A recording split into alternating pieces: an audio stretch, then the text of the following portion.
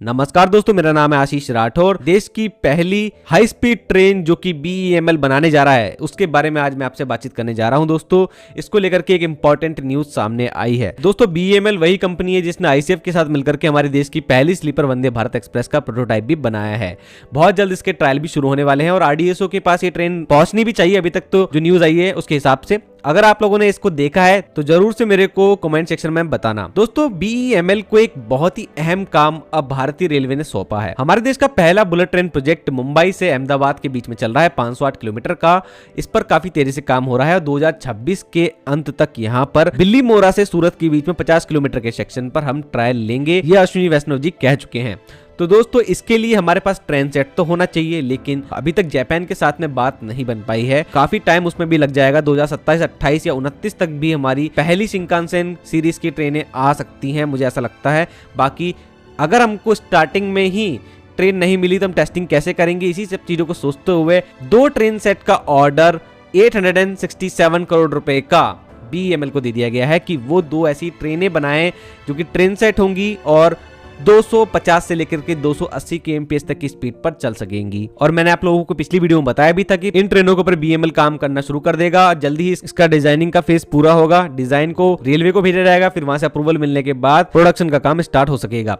दोस्तों, पूरा 3 साल का समय लगेगा इन दोनों ट्रेन सेट को बनाने में और 2026 के अंत तक पहला प्रोटोटाइप सामने होगा भारतीय रेलवे के। इसमें एक बड़ी न्यूज आई है जिसमें CNN न्यूज 18 के वो कुछ डॉक्यूमेंट्स में पता लगा है इस प्रोजेक्ट से रिलेटेड, जहां पर उन्होंने ये जानकारी देखी कि BEML जो है वो चाहती है कि चेन्नई की ICF में भारत का पहला क्लाइमेटिक चैम्बर लेबोरेटरी बने, जहां पर इस तरीके की ट्रेन की टेस्टिंग की जा सके। दोस्तों, इस तरीके की टेस्टिंग चैम्बर फ्रांस, जर्मनी जैसे देशों के पास भी है।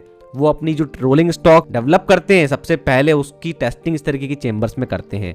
अगर इस तरीके का चैम्बर भारत में बनता है तो आगे के बहुत रास्ते खुल जाएंगे, जहां पर काफी सारी ट्रेन्स का यहाँ पर जब डेवलपमेंट होगा नए नए तरीके की रोलिंग स्टॉक का, तो वहां बहुत अच्छे से इंटेंस टेस्टिंग हो पाएगी। तो यहाँ पर इस तरीके का पहला क्लाइमेटिक लेबोरेटरी जो है वो ICF में 2026 में 31 जनवरी से पहले बनकर के तैयार हो जाए, BEML ये चाहता है। और यहाँ पर 173 करोड़ रुपए इस चैम्बर को बनाने के लिए खर्च किए जाएंगे इस 867 करोड़ में से। तो 31 जनवरी 2026 से एक चीज तो समझ में आती है कि 2025 में डिजाइनिंग और प्रोडक्शन का काम अगर होगा तो 26 में टेस्टिंग जरूर बहुत शुरुआत में ही शुरू हो जाएगी।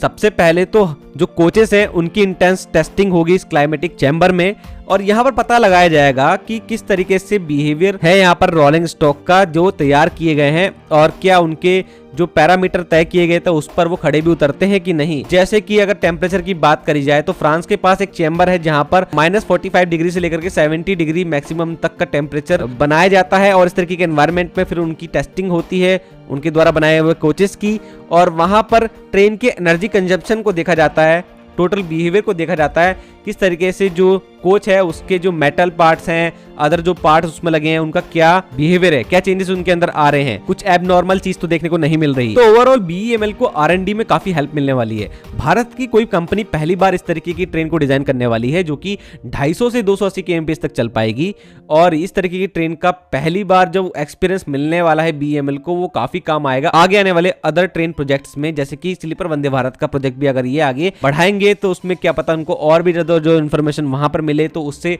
और अदर सीरीज जो आएंगी स्लीपर वंदे भारत की, वंदे भारत की, तो उसमें अलग अलग जनरेशन में काफी सारे चेंजेस करने में हेल्प मिल पाएगी ICF को भी और BEML को भी। तो दोस्तों, ऐसी इन्फॉर्मेशन पाने के लिए आप लोग मेरे चैनल के साथ जुड़े रहिएगा। अगर आपने अभी तक चैनल को सब्सक्राइब नहीं किया है तो सब्सक्राइब जरूर कर दीजिएगा। आज के लिए इतना ही। वंदे मातरम, भारत माता की जय।